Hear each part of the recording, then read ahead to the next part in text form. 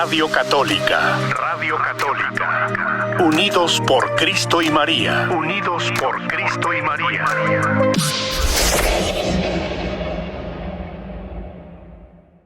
Buenos días, diácono. ¿Cómo está? ¿Cómo amaneció? Buenos días a todos. Muy bien, muchísimas gracias. Después de un fin de semana largo, que hemos disfrutado pues de un día extra de descanso, estamos de nuevo comenzando nuestras labores para aquellos que comenzamos el día de hoy de nuevo. Así es que pues por aquí nos encontramos ya de nuevo y listos pues para continuar en nuestro camino de la oración. Bien. Vamos a bajarle el volumen acá, pero aquí lo tengo para estar viendo si hay preguntas o algo en Facebook. Y vamos a continuar con nuestra desglose, meditaciones acerca de las letanías lauretanas, que son las que hemos comenzado desde hace algunas semanas. Esto lo hemos estado haciendo como parte de lo que hemos estado hablando acerca del rosario, ¿verdad? Acerca del rosario.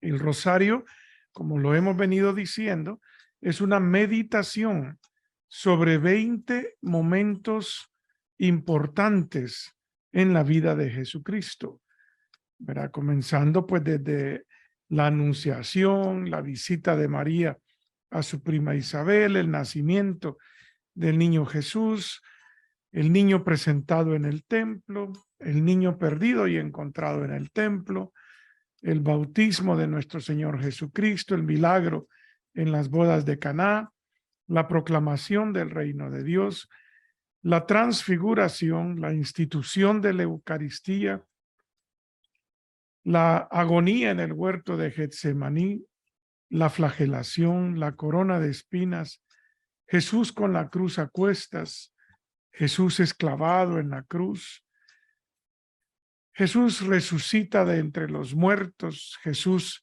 asciende hacia los cielos, la venida del Espíritu Santo, la asunción de la Virgen María y la coronación de la Virgen María. Entonces son esos 20 momentos de los que el rosario nos invita a hacer una reflexión por medio de las oraciones del Padre Nuestro, del Ave María y del Gloria. Con el correr de los años se le han ido agregando al rosario algunas improperios, por decir así, o oraciones adicionales. Por ejemplo, María, Madre de Gracia, Madre de Misericordia, se le agrega a veces después del Gloria. Otra que se le sabe agregar es: oh Jesús mío, perdona nuestros pecados, líbranos del fuego del infierno, lleva al cielo a todas las almas, especialmente las más necesitadas de tu misericordia. También se le agrega después del Gloria. Al final del rosario también algunas personas agregan estas letanías, que son las letanías lauretanas, que son las que hemos venido meditando sobre ellas en las últimas semanas. Fíjese que no son mandatorias, no quiere decir que si usted rezó el rosario y no le agregó las letanías, el rosario no es completo. No. El rosario queda completo con que usted haga los 5 misterios, cada misterio un Padre Nuestro, 10 Ave Marías y un Gloria. Con eso queda completo el rosario. Todo lo demás son agregados que de acuerdo a la devoción de cada persona le va agregando, ¿verdad? Pero no quiere decir que es obligación agregarle todas estas cosas adicionales, ¿verdad? Bien. Nos quedamos la semana pasada en Santa y Venerable. ¿Y por qué se le llamaba Santa y por qué Venerable? Hoy vamos a comenzar con Virgen digna de alabanza. Debemos imitar las virtudes de la Virgen María y procurar que los demás también lo hagan y que se conozca y admire su singular santidad. Es una exigencia del amor que es difusivo por naturaleza, propagar, glorificar, hacer conocer a la persona amada. Este es el sentido de esta invocación, Virgen digna de alabanza. María vivió en la piadosa sombra de una oscuridad que conmueve, en profunda y perfecta humildad. Aparece en la primera parte del Evangelio y después solamente reaparece en el Calvario, cuando participó en las penas de la cruz. Después de Jesucristo, el alma más santa y más excelsa fue sin duda el alma de María. Por eso debe ser la más exaltada y colmada de alabanzas. Estas alabanzas y esta gloria tuvieron principio antes que ella. Antes que ella estuviera sobre la tierra participando del privilegio del Hijo. Fue exaltada mucho antes de nacer. La Iglesia en su liturgia ha coronado a María con las fiestas en su honor, introducidas en el año eclesiástico, los oficios, los himnos, las letanías, las procesiones, la solemne coronación de sus imágenes, etcétera, que manifiestan el amor de la Iglesia hacia su Madre Celestial. Para ella, el genio de los grandes doctores de la Iglesia, la pluma de los teólogos, la palabra enamorada de los oradores sagrados y la oración confiada de todos los que la aman. Bienaventurada la boca que habla de María Santísima frecuentemente y con reverencia. Bienaventurada la persona que a través de la pluma celebra y escribe con santo entusiasmo las grandezas y la gloria de tan excelsa Madre. Virgen digna de alabanza. Por eso ella es digna de alabanza. ¿Por qué? Porque cuando alguien es digno de alabanza, nosotros tratamos de darla a conocer a todo el mundo, ¿verdad? Por eso se le llama a ella digna de alabanza. Sigue la siguiente letanía, Virgen poderosa. Se distinguen dos clases de poder, poder propio y poder participado. Solo Dios es poderoso por virtud propia. Aquellos a quienes Dios les comunique poder es por voluntad de Él. Es decir, ese es un poder participado por la participación. Cuando decimos que María Santísima es omnipotente, no la igualamos a Dios, ni decimos que ella lo sea por sí misma. Este poder del cual ella está revestida le viene de Dios. Le fue comunicado por gracia especial de Dios. María es poderosa porque su poder se asocia al de su Hijo Jesucristo. Su divina maternidad es el fundamento principal de su poder. Es imposible determinar los límites de esta omnipotencia participada. Existen dos mundos, el mundo de la materia y el mundo sobrenatural de las almas. Dos órdenes de omnipotencia, la omnipotencia de Dios creador y la omnipotencia de Dios redentor y santificador. La omnipotencia participada de María brilla principalmente en el universo sobrenatural en el cual ella ha sido constituida madre espiritual de los redimidos, cooperadora de Cristo en la redención y en la salvación de las almas. Decimos principalmente porque también en el orden físico ella ejerce un gran poder.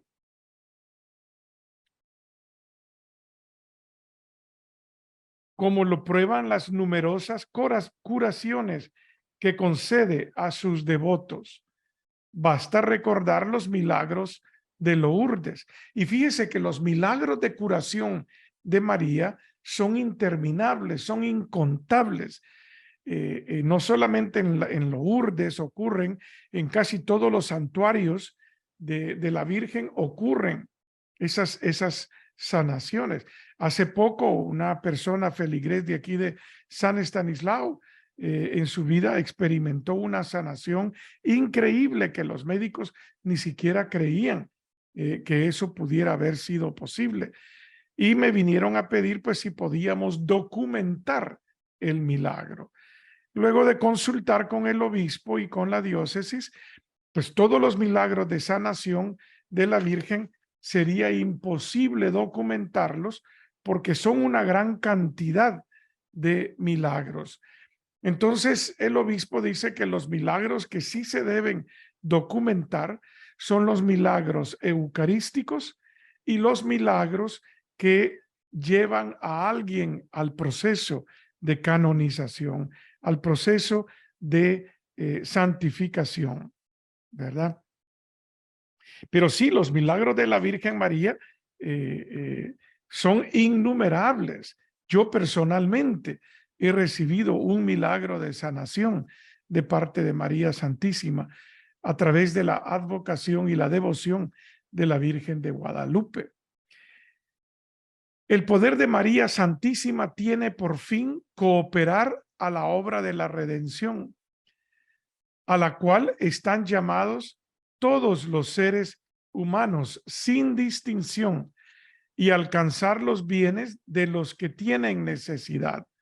Por ejemplo, la perseverancia final, don que corona, según San Agustín, todos los dones, y una santa y muchas veces alegre muerte. Por eso se le llama Virgen poderosa, Virgen poderosa. La siguiente letanía dice Virgen clemente.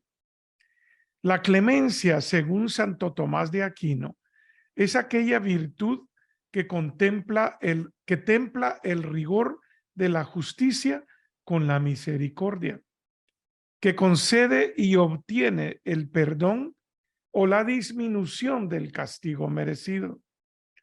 Comparte con la mansedumbre el cometido de poner un justo y racional freno a los ímpetus de la ira. Y si la mansedumbre frena el afecto interno, que es la raíz o el principio, la clemencia modera el afecto exterior. Esta hermosa y amable virtud, prosigue Santo Tomás, nace del amor. Quien ama a una persona no quiere que ésta sea castigada. De ahí la clemencia de María. ¿Por qué? Porque ella nos ama y no quiere que seamos castigados. De esto se sigue cuando el perdón total o la disminución de la pena son compatibles con el verdadero bien. Entonces, la amorosa clemencia perdona o impetra el perdón. La clemencia resplandece en María Santísima más que en cualquier otra persona. Ella se ocupa y se preocupa de impetrar el perdón para los pecadores. Por eso la Iglesia la honra con el título de Virgen Clemente. De esta virtud vamos a tratar en la invocación Refugio de los Pecadores. Aquí hablaremos solamente de su fundamento, esto es, de su tierno amor a la humanidad.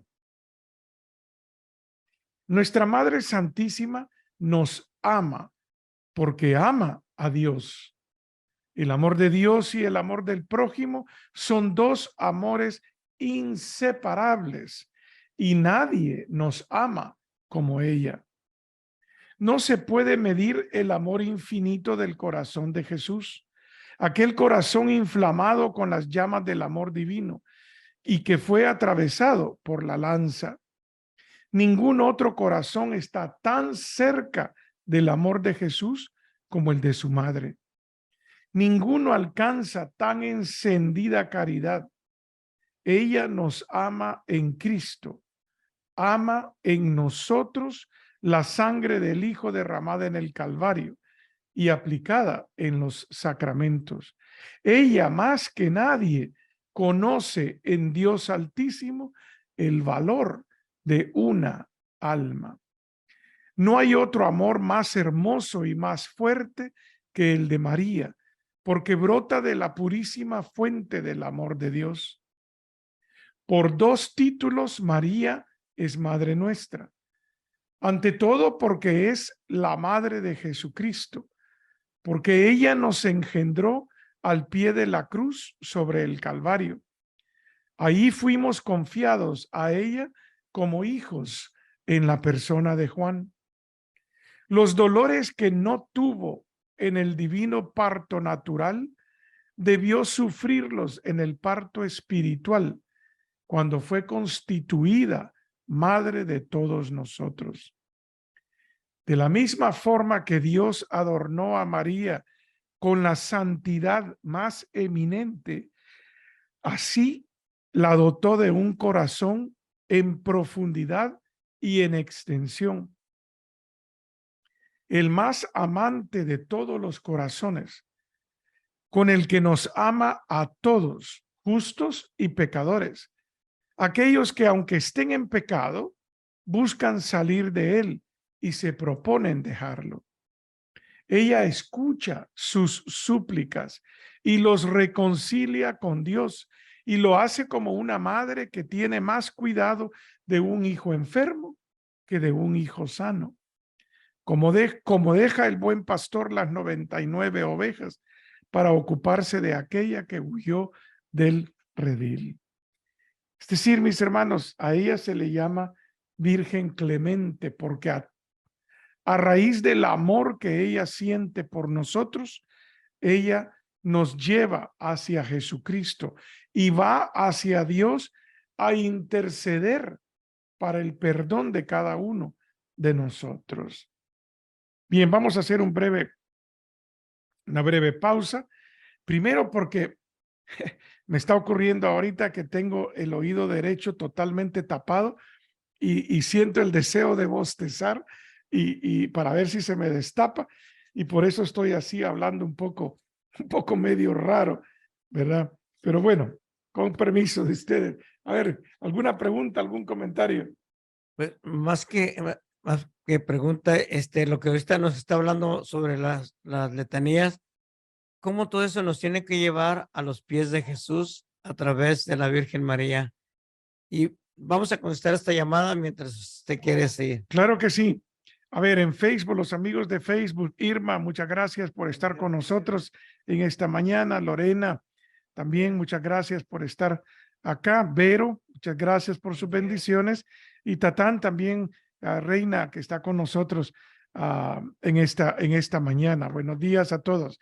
Parece que la llamada no logró conectarse la persona que estaba tratando de llamar. Ojalá que vuelva a intentar por si acaso tienen alguna pregunta. Bien, vamos a continuar con la siguiente letanía. Fíjense, letanías, recordemos una cosa, estas son las letanías lauretanas. ¿Por qué se le llaman lauretanas? Porque fueron recitadas por primera vez en un monasterio de Loreto. Por eso se le llaman lauretanas.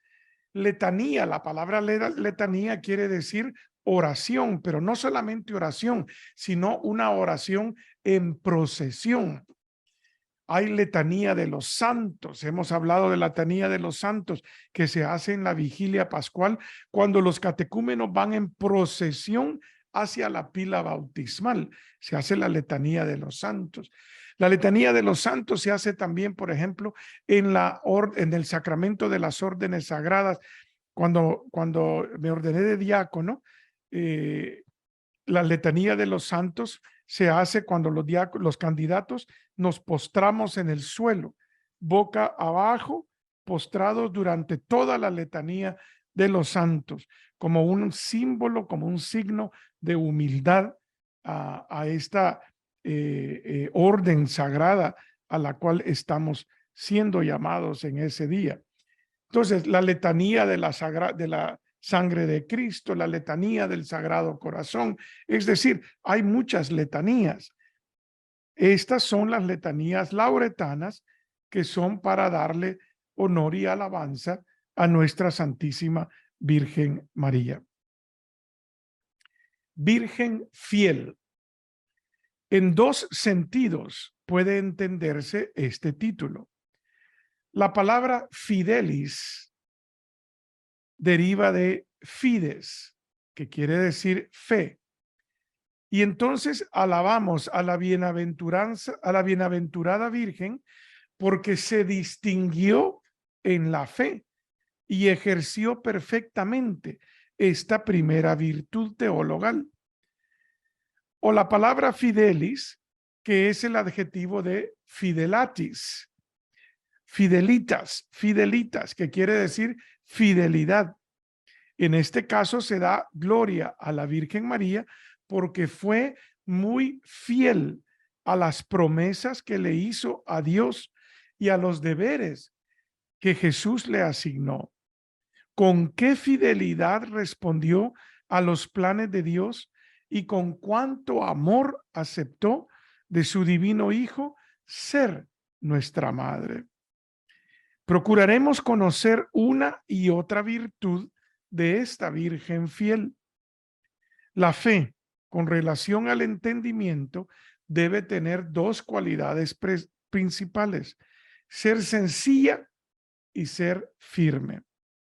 La sencillez exige nuestro pronto asentimiento a todas las verdades propuestas por la fe, aún a los más inaccesibles misterios.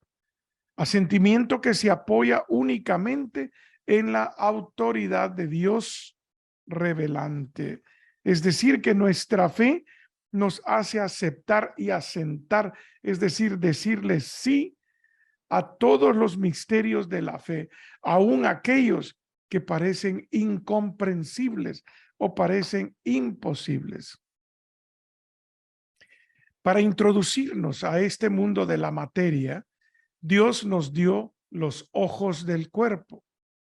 Para introducirnos en el mundo de los principios, de la ciencia, de las leyes que gobiernan todo lo creado, nos dio Dios la luz de la inteligencia.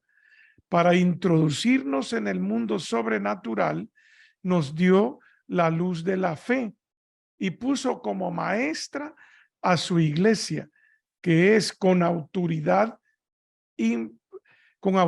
materna e infalible. Nos introduce en este tercer mundo que supera infinitamente en magnitud y magnificencia a los otros dos. Es decir, en el mundo sobrenatural. En ese mundo solamente la fe es la que nos lleva a poder entender. Debemos ir a través de la vida con la sencillez de un niño conducido de la mano de su madre. Jesús dijo: quien no acoge el reino de Dios como un niño, no entrará en él. Eso está en el Evangelio de San Lucas, capítulo 18, versículo 17. No olvidemos que la fe es un don de Dios que se manifiesta a los humildes y a los sencillos. Dice el Evangelio de San Mateo 11:25. Te doy gracias, Padre, Señor del cielo y de la tierra, porque has ocultado estas cosas a sabios e inteligentes y se las has revelado a los pequeños. La fe debe ser firme, no dudosa ni vacilante. Esta certeza inmutable que debe extenderse a todas las verdades reveladas tiene un fundamento más sólido e infalible que cualquier testimonio de la razón, de los sentidos o de la experiencia, porque estos elementos de certeza humana pueden ser débiles y falibles, mientras que el fundamento de la veracidad de Dios es luz eterna, indefectible e inmutable. ¿Dónde estaría el mérito de la fe si se apoyase no sobre la autoridad de Dios, sino sobre la razón y sobre el testimonio de los sentidos? Nuestra fe está fundada, además, sobre la infalibilidad de la Iglesia, columna y fundamento de la verdad, a la cual Jesucristo ha prometido asistir hasta la consumación de los tiempos, de los siglos. Fíjese, la fe debe ser firme, aún en los momentos dolorosos, en los momentos oscuros que podamos encaminar.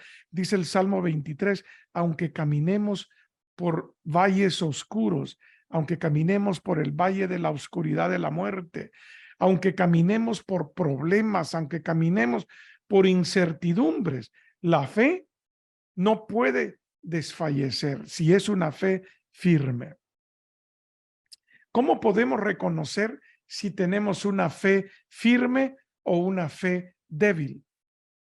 Pues fíjese que la prueba desafortunadamente es bien sencilla. La fe, la fortaleza de nuestra fe se mide en la manera como enfrentamos los momentos difíciles de nuestra vida. Cuando nos dicen que tenemos una enfermedad incurable o nos dicen que un ser querido, mi papá, mi mamá, mi hijo, tiene una enfermedad incurable. A la muerte de un ser querido, la muerte trágica de alguien, de un hijo, de una madre, de un padre, de un esposo, de la esposa. Esos son los momentos, desafortunadamente, donde podemos verdaderamente medir la fortaleza de nuestra fe, así como también la podemos medir en momentos tal vez no tan drásticos ni trágicos, tal vez en momentos de la vida cotidiana, que se nos quedó el carro, se nos arruinó el carro. Pues, ¿cómo vamos a enfrentar ese contratiempo? Pero ¿cómo lo enfrentamos?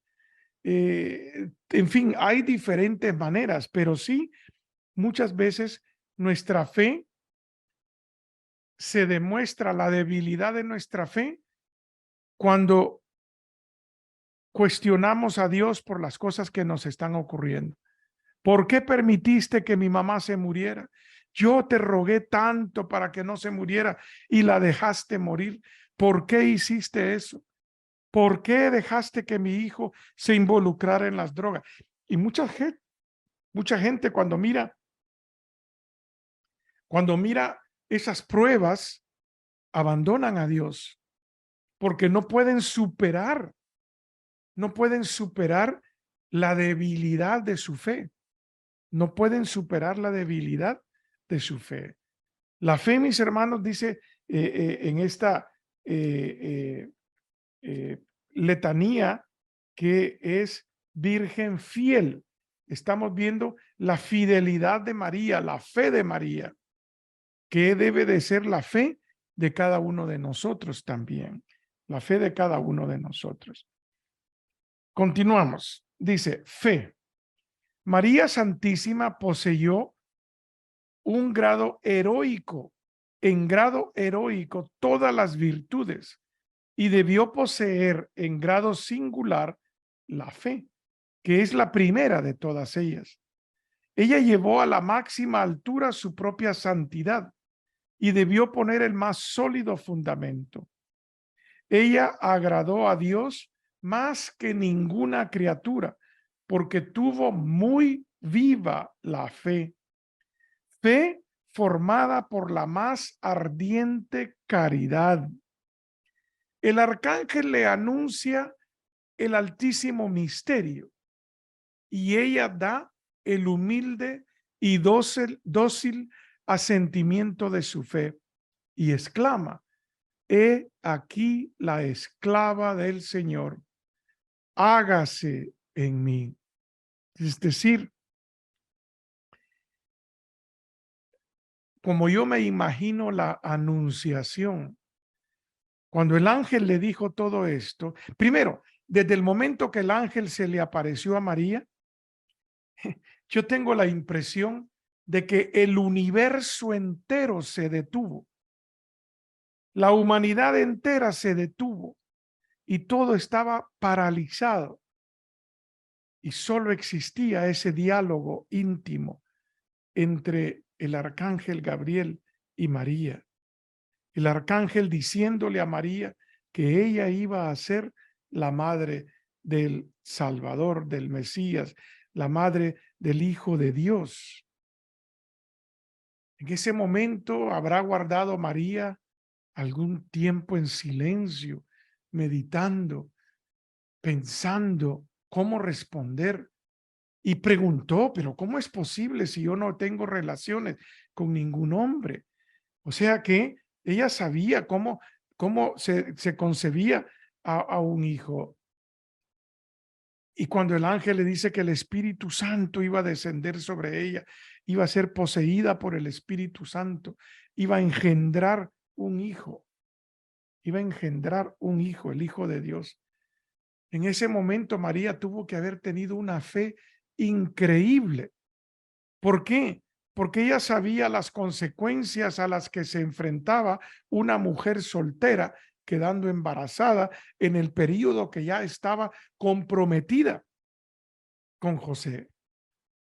Era la pena de muerte, morir apedreado, morir apedreado. Entonces ella tenía que conocer todo eso. Mas, sin embargo, en un momento exuberante de fe y de amor, exclama ella: he aquí la esclava del Señor, hágase en mí según su voluntad. En ese momentito, pienso yo que el universo entero comenzó otra vez su rumbo, porque ahora sí, el universo, la salvación va a venir, se va a encarnar, porque esta mujer joven, virgen, judía, en un pueblito pequeñito de Nazaret, le dijo sí a Dios, le dijo sí al Señor. El mismo mensajero le anuncia la maternidad milagrosa de Isabel. Ella lo cree y va solícita para asistir a su anciana prima. En la pobreza de la gruta de Belén nace el Hijo de Dios como el más pobre de los niños. Ella es la primera en adorarlo. El Rey de Reyes debe huir al desierto, escondido bajo el velo de la madre, y sustraerse a la ira de un rey terrenal. Y ella adora el misterio de la aparente debilidad del Omnipotente.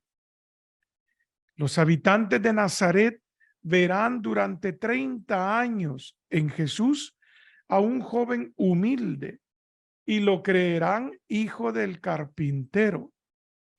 La fe de María ve y adora en él al divino artífice del cielo, de la tierra y de los siglos. Ella ve a su hijo perseguido, calumniado, condenado, llevado a la cruz, traicionado por un discípulo, negado por otro, abandonado por todos, menos San Juan, comparado con vulgares ladrones, crucificado, muerto. Ella se mantuvo en la sombra y no quiso mostrarse como madre del triunfador. Durante la vida de Jesús, cuando hizo milagros, ella permanecía escondida. Ella no quiso hacer alarde de su condición de madre de Jesús, pero su fe la llevó al Calvario como madre del condenado y adora en el altar de la cruz al pontífice eterno, al triunfador de la muerte y del mal. Que la fe de María Santísima, sencilla, firme, constante, vivísima, hecha más espléndida por el dolor. ¡Qué fe la de María Santísima! El Espíritu Santo hizo a María depositaria de esta fe y ella instruyó en esta virtud a los apóstoles durante el tiempo que transcurrió entre la ascensión de Jesús y la de su propia amorosa y gloriosa muerte. Fíjese qué palabras tan hermosas. Decirle madre fiel, virgen fiel, ruega por nosotros. Esa fidelidad de María, esa fe de María que se mantuvo estoica, se mantuvo fuerte como un pilar de fortaleza durante todo el calvario de su hijo. Y aún al pie de la cruz, ahí estaba me imagino, es que ella como ser humano probablemente se preguntaba, ¿y el día de la anunciación? ¿Será que en esto tendrá que terminar? Ese rey del universo que me anunciaron, ¿será que en esto tiene que terminar? Pero su fe nunca se debilitó, nunca cuestionó a Dios de por qué. Y si lo cuestionaba, en el mismo instante volvía, hágase en mí según tu palabra, que no sea yo, sino que sea tu palabra la que se haga, que sea tu fe. Y así ella nos daba una muestra de cómo la fe. Y fíjese, ella instruyó en la fe a los apóstoles. Mira, ella instruyó a los apóstoles en esa fe, Bien. Diácono, por Sí. eso también a nosotros, esa fe nos la transmite María a nosotros, pero para que la vivamos, pues, no como ella, porque ella la vivió a plenitud, ella se anonadó, se hizo nada para que la voluntad de Dios se hiciera en ella. Por eso ella nos dice, hagan lo que Él les dice. Si mi devoción a rezar el rosario, a rezarle a María, no me lleva a los pies de Jesús, mi devoción no es verdaderamente vivida como me la pide la Virgen María. Mi devoción al rosario y a la Virgen María me tiene que llevar a los pies de Jesús y a tratar de vivir una vida de acuerdo a como Jesús me la pide. Por eso María dice, hagan lo que Él les diga. Así es, así es. Yo siempre he dicho que una devoción que no me lleva a Jesucristo no es una buena devoción. No es una buena devoción. Toda devoción debe llevarme a Jesucristo. Ni María ni los santos quieren que nos quedemos con ellos. Ellos quieren llevarnos a Jesucristo. ¿Por qué? Porque conocieron a Jesucristo, porque experimentaron en su vida el gozo de tener a Jesucristo en su alma. Por eso quieren llevarnos ahí, para que nosotros también gocemos de la presencia del Hijo amado, gocemos de Jesucristo, ¿verdad? Urbano, gracias por estar con nosotros, y dice que se alegra mucho de escuchar y hablar de María, ¿verdad? Irma nos dice amén, bendecido martes para todos, gracias por esas bendiciones. Mis queridos hermanos, creo que voy a ir dejando ahorita el programa. Tengo, como les digo, esta molestia en este oído que lo tengo bien tapado y no quiere destaparse, y eso me hace estar un poco, digamos, indispuesto para respirar. Entonces vamos a marcar acá, que acá nos quedamos. Hoy es día 5 de septiembre. La próxima semana voy a estar muy alegre en verdad, porque voy a estar creo que es el día, a ver, ¿qué día cae? 13, creo que es miércoles. Miércoles 13. El domingo estamos a 10. Sí, entonces es 13. Es El el 13 de miércoles. septiembre estoy de aniversario de ordenación de diácono. Voy a estar cumpliendo 20 años. Wow. 20 años de haber sido ordenado como diácono. Mi querido obispo Stephen Blair, que en paz descanse. El obispo, créame que para mí fue una gran persona. Él tenía un cariño muy especial por todos los diáconos. Fíjese que para cuando murió mi papá, todos los servicios se hicieron en el área de la bahía. Y yo lo invité, pues si él quería ir conmigo a recibir el cuerpo de mi papá y hacer la liturgia de recibir el cuerpo. Fíjese que hay muchas personas que desconocen todos estos ritos tan hermosos que tiene la iglesia. Y cuando hablamos del velorio, dicen el rosario nada más. No, hay tantos ritos. Mire, hay un rito de cuando se recibe el cuerpo por primera vez ya en el ataúd. Hay un rito de cuando el cuerpo entra por primera vez a la iglesia. Hay tantos rituales tan hermosos. Pero bien, entonces yo invité al obispo. Nunca creí que él fuera a llegar. La funeraria abrió para la familia a las 3 de la tarde, y a esa hora el obispo ya estaba esperando allá conmigo. Entramos, y cuando le dio el libro, señor obispo, preside usted por favor el rito. No, José, me dice, es tu padre, tú debes de presidir. Qué hermoso, qué hermoso.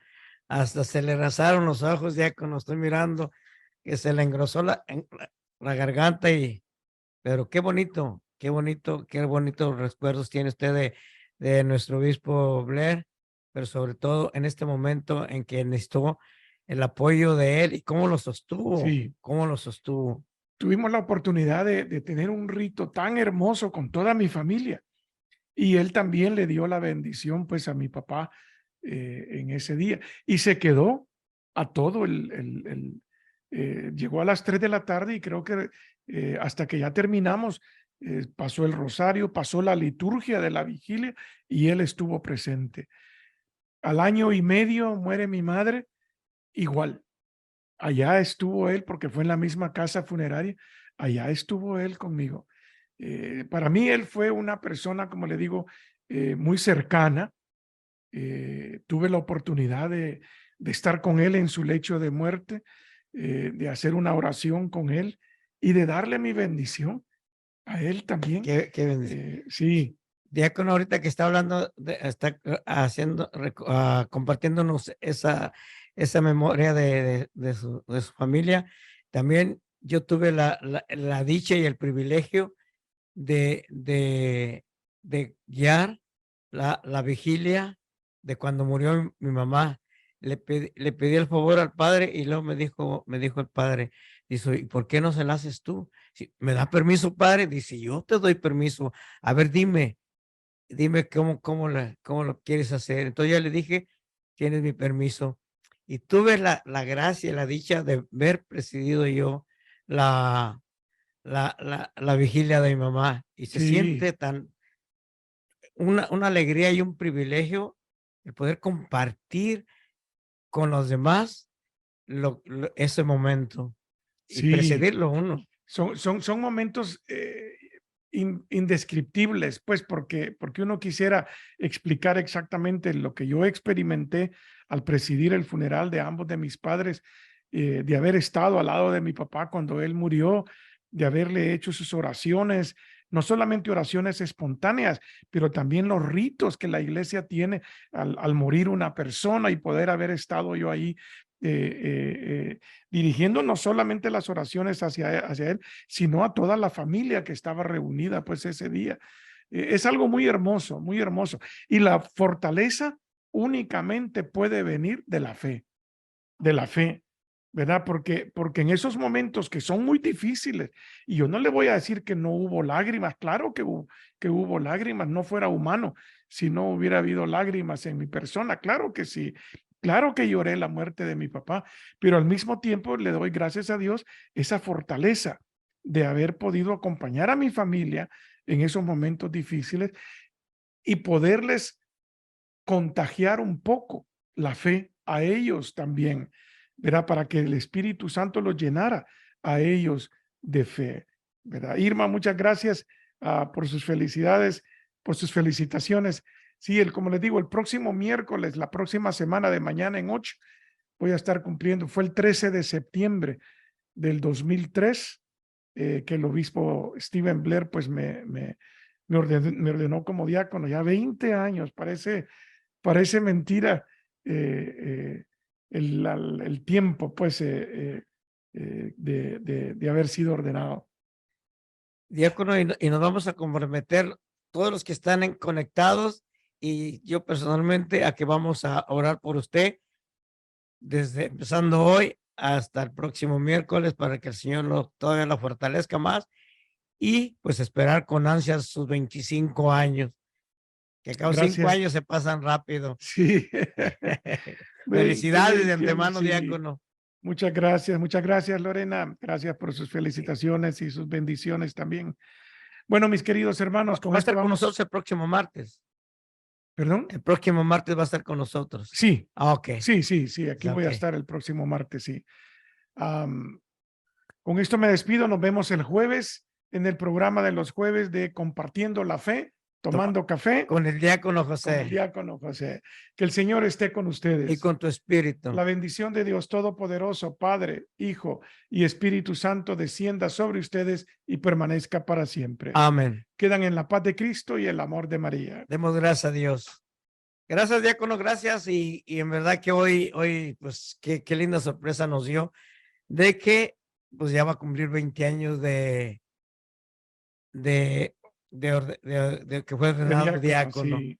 Que Dios nos lo siga bendiciendo, y pues gracias por acompañarnos y gracias por compartir estas hermosas enseñanzas con nosotros. Gracias. Y, si Dios nos permite, y un saludo a todas las personas de la comunidad de Sagrada Familia, que fueron varios los que me dijeron que me escuchaban en los programas por medio de la radio, que tal vez no están en Facebook, pero sí escuchan por la radio. Les agradezco muchísimo el hacérmelo saber, y muchos saludos y bendiciones para ustedes también. Hasta el próximo martes, diácono, que Dios me lo bendiga, y a disfrutar ese gran acontecimiento, esa gran fecha de su ordenación como diácono permanente. Gracias. Radio Católica. Unidos por Cristo y María.